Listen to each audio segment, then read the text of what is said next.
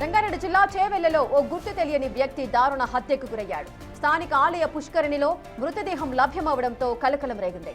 గురువారం రాత్రి దుండగులు సదరు వ్యక్తిని కర్రతో బాది హత్య చేసి శవాన్ని నీటిలో పడేసినట్లుగా పోలీసులు భావిస్తున్నారు. శుక్రవారం ఉదయం భక్తుల సమాచారంతో సిఐలు భూపాల్ శ్రీధర్, ఉపేందర్, ఎస్ఐ శిరీష ఘటనా స్థలానికి చేరుకున్నారు. మృతదేహాన్ని వెలికి తీసి క్లూస్ టీం సహాయంతో ఆధారాలు సేకరించారు. అక్కడ లభించిన కర్ర, దుస్తులు, కాగితాలను పరిశీలించి కేసు దర్యాప్తును ముమ్మరం చేశారు. మృతుడి వివరాలు తెలియాల్సి ఉంది.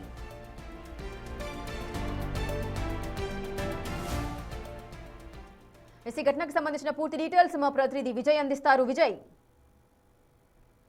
అయితే ఇది రంగారెడ్డి జిల్లా చేవెళ్లలో గుర్తు తెలియని వ్యక్తి మృతదేహం అయితే అటు గుడి ఆలయానికి సంబంధించినటువంటి కోనేట్లో దొరకడం అనేది అక్కడ ఉన్నటువంటి వాళ్ళందరిలో కూడా స్థానికంగా అంతా కలకలం రేపిందనే చెప్పాలి.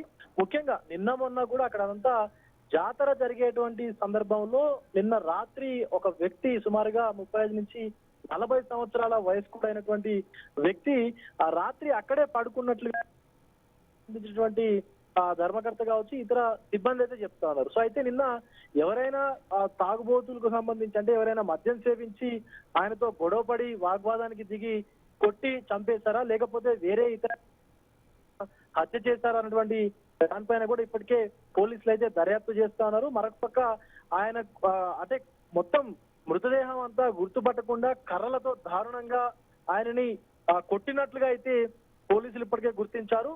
సో ఆయన దగ్గర ఉన్నటువంటి ఇప్పటికే క్లూస్ టీం కావచ్చు, లేకపోతే ఇతర పోలీస్ సిబ్బంది కూడా క్లూస్ సేకరించేటువంటి పనిలో కూడా పడ్డారు. ముఖ్యంగా DNA టెస్ట్ ద్వారా కూడా ఇప్పటికే అతను ఎవరు, ఏంటి, ఎక్కడి నుంచి వచ్చారన్నటువంటి దానిపైన కూడా పోలీసులు దర్యాప్తుని ముమ్మరం చేశారు.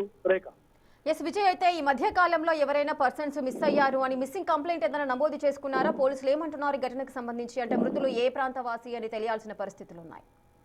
అటు చేవెళ్ల చుట్టుపక్కల ప్రాంతాలకు సంబంధించి అటు మొయినాబాద్ కావచ్చు, శంకర్పల్లి కావచ్చు, ఇతర చేవెళ్ల మున్సిపాలిటీ కావచ్చు, ఇదంతా కూడా ఏదైతే ఇదివరకు మిస్సింగ్ కంప్లైంట్లు ఏవైతే తీసుకున్నారో, మిస్సింగ్ కంప్లైంట్లు ఏవైతే ఫైల్ అయినటువంటి కంప్లైంట్ల ఆధారంగా కూడా పోలీసులు దర్యాప్తు చేస్తా ఉన్నారు. సో సుమారుగా 35 నుంచి 40 సంవత్సరాల మధ్య వయస్సు ఉన్నట్లుగా కూడా పోలీసులు నిర్ధారించారు. సో ఇప్పటికే అటు మృతదేహాన్ని పోస్ట్ మార్టం అనంతరం ఆసుపత్రికి కూడా తరలించారు. అనంతరం ఆ డీటెయిల్స్ తెలిసినటువంటి వెంటనే వారి కుటుంబ సభ్యులకు కూడా మృతదేహాన్ని అప్పగించనున్నారు. రేఖ. ఎస్ విజయ్, అసలు కర్రతో బాది హత్య చేసినట్లుగా పోలీసులు అయితే భావిస్తున్నారు. అక్కడ ఉన్న ఆ పరికరాలు లేదంటే వస్తువులకు సంబంధించి. సో ఏ కోణంలో ఈ హత్య జరిగి ఉంది అని భావిస్తున్నారు? పోలీసులు ఏదైనా అనుమానాలు వ్యక్తం చేస్తున్నారా? అదేవిధంగా మృతదేహాన్ని మొదటగా ఎవరు చూశారు?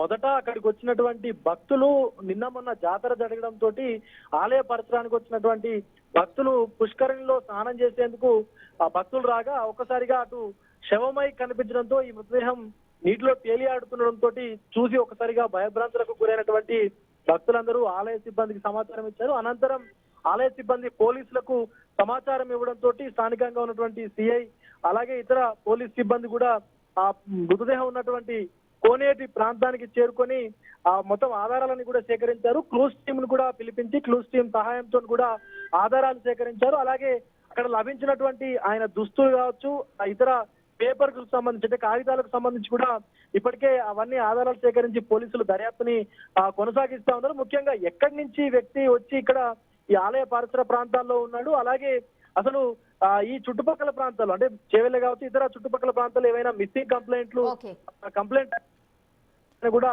డీటెయిల్స్ అయితే తీసుకున్నటువంటి పనిలో పోలీసులు పడ్డారు. Rekha. Right, thank you Vijay, thanks for the details.